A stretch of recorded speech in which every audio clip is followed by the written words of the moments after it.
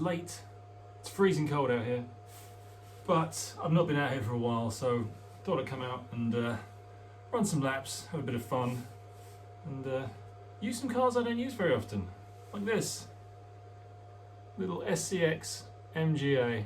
Isn't she gorgeous? Tiny little thing. It's had a little bit of work done, magnet taken out, a little bit of weight here and there.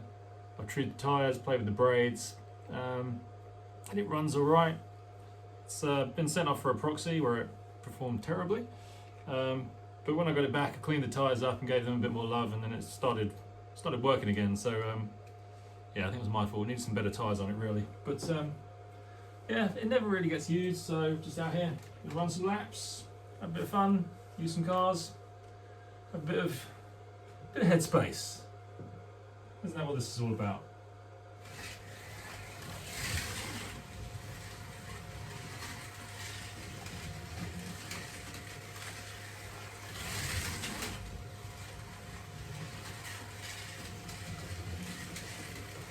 Running the track in clockwise today,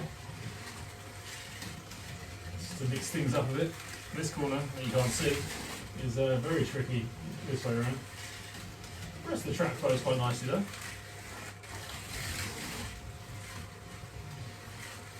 I do love the lights on this car.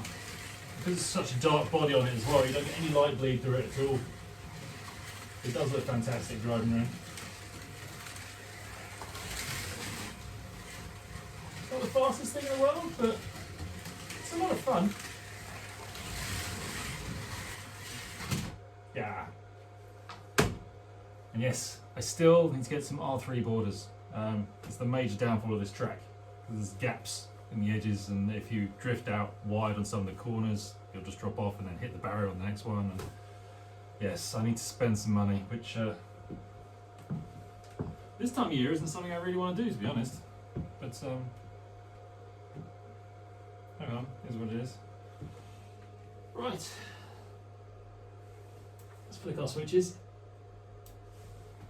and see how she runs the other way.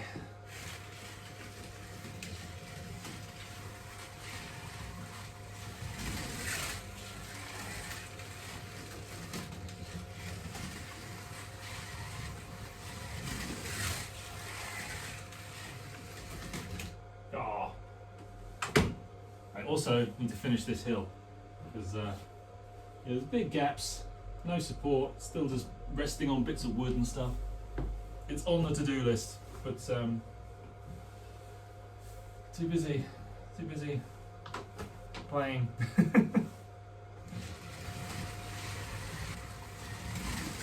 love this little car.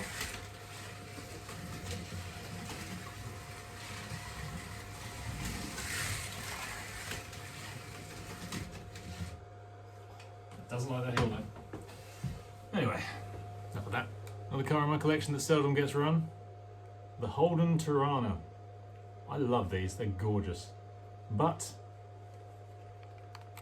cursed with the horrible FF motor, and if you're someone like me that likes to run magless, that makes this car completely and utterly undrivable.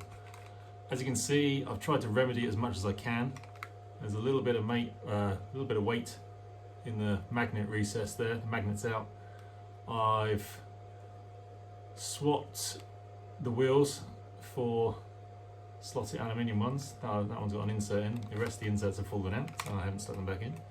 And I've put zero grip, very low profiles on the top, on the front, to try and drop the guide into the slot as deep as it can possibly go. You can't really get float on these because of the way the body's built, but it's slackened off as much as it can. And you know, it's made it drivable. It still can't keep up with any of the other muscle cars, the Camaros, the Falcons of this world. Hence, it seldom gets used. But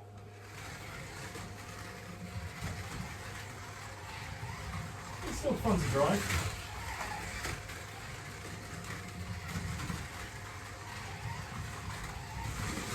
With those few little mods, I can actually now go through a corner without it just tipping over.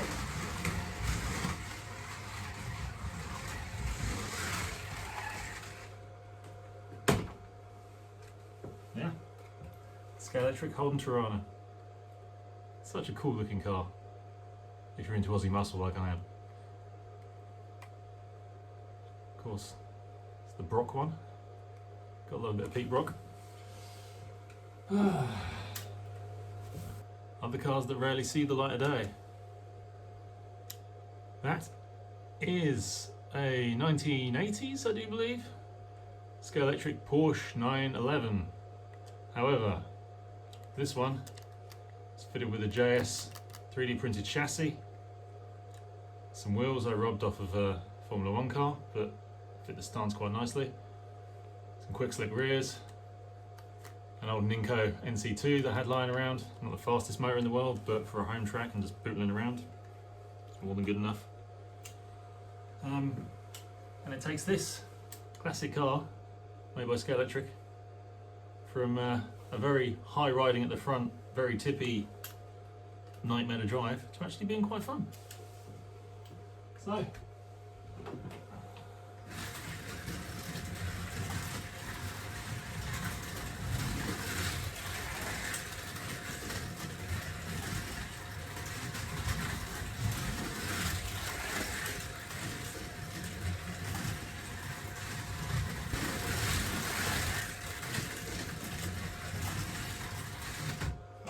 too fast here.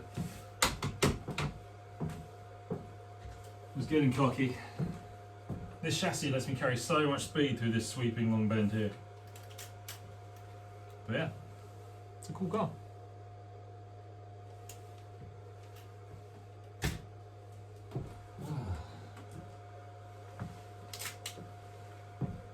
So cool. I made a gold one as well. Same spec, NC2 JS chassis. Next up, we have this, the Team Slot Ford Escort Mark II RS2000 X-Pack in this gorgeous martini livery. This is the J Golf car, which I've actually seen racing at my local track at a few events before this got brought out as a slot car. So when it came out, I was like, yep, all over that, gotta get me one of them. It is gorgeous. It's horrendously overpowered, and it still needs a bit of work. The rear axle's binding a little bit. I've done some bits to it, and it's nearly there. It's running pretty well. Only other thing is, I need to get some better tyres for it. These are just some crappy old ones that I had lying around that kind of fit. And yeah, traction is not this car's strong point, which combined with the rather powerful long cam motor in a rather small car, makes for interesting driving. I'm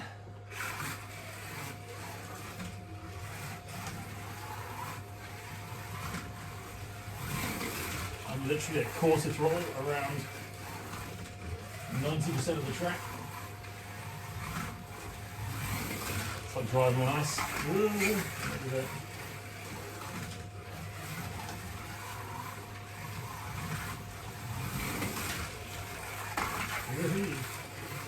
But it's fun until that happens.